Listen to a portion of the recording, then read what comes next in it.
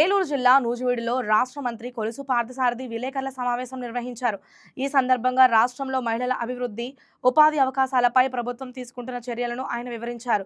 రాష్ట్ర వ్యాప్తంగా వేలాది మహిళలకు ఉద్యోగాలు కల్పించామని, ఉచిత సిలిండర్ల పంపిణీతో మహిళలకు ఆర్థిక భారం తగ్గిందని మంత్రి తెలిపారు. అలాగే నూజివీడులో వ్యవసాయానికి తోడ్పడేలా మునగాకు పొడి, మామిడి పొడి తయారు ఫ్యాక్టరీలను ఏర్పాటు చేయించున్నట్లు వెల్లడించారు. దీంతో స్థానిక రైతులు, నిరుద్యోగ యువతకు ఉపాధి అవకాశాలు పెరుగుతాయని మంత్రి ఆశాభావం వ్యక్తం చేశారు. చదివించడమే కాదు, వారికి ఉద్యోగ అవకాశాలు కూడా కల్పించాలనే లక్ష్యంతో పనిచేసే ప్రభుత్వం.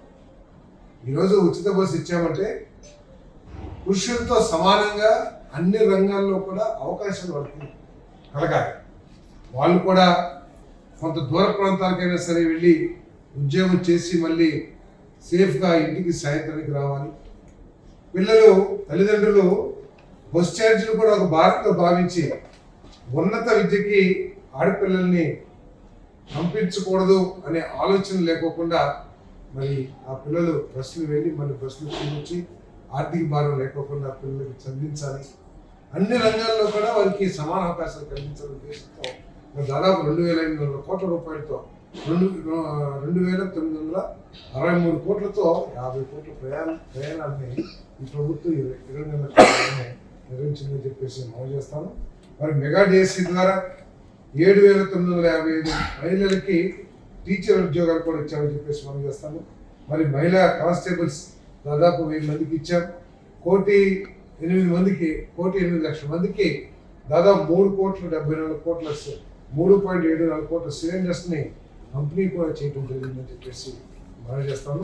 మరి దీపం పథకం ఇచ్చిన, ఉచిత బస్సు ఇచ్చిన, తల్లికి వందనం ఇచ్చిన, మహిళల సాధికారత కోసం 35,000 కోట్ల రుణాలు ఇచ్చిన, ఇదంతా కూడా మహిళా సాధికారత పట్ల ఈ ప్రభుత్వానికి ఉన్న చిత్తశుద్ధి అని చెప్పేసి మనం చేస్తాము.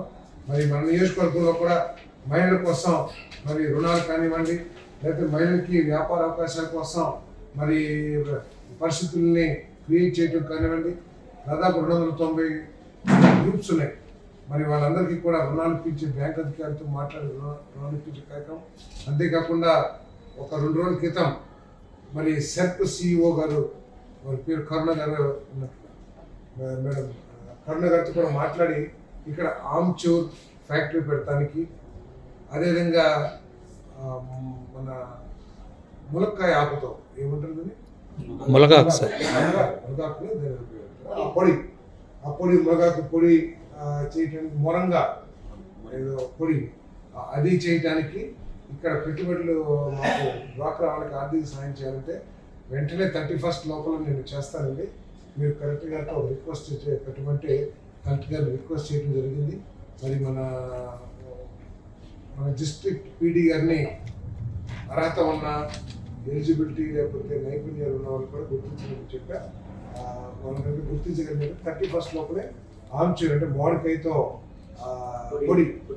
ఎందుకంటే నార్త్ ఇండియాలో ఎవరు కూడా చింతపండుని వాడని చెప్పేసి తెలిసింది నాకు. సో అక్కడ చాలా మార్కెట్ ఉంది.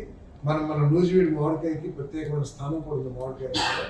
కాబట్టి ఆమ్చూర్ ఫ్యాక్టరీ కూడా పెట్టాలని చెప్పేసి రిక్వెస్ట్ చేశాం. అదేవిధంగా మొరంగో, ఏదైతే చాలా వ్యాధులకి ఈ మునగాకు పొడి మరి ఔషధంగా పనిచేస్తుందని చెప్పేసి ఇటీవల అందరూ కూడా చెప్తా ఉన్నారు. ఆయుష్ కూడా ప్రమోట్ చేస్తూ ఉంది. దాని ఫ్యాక్టరీ కూడా పెట్టాలని చెప్పేసి చేసాం. వాళ్ళు కూడా సాధిస్తానికి ప్రయత్నం చేస్తామని చెప్పేసి చేస్తాను.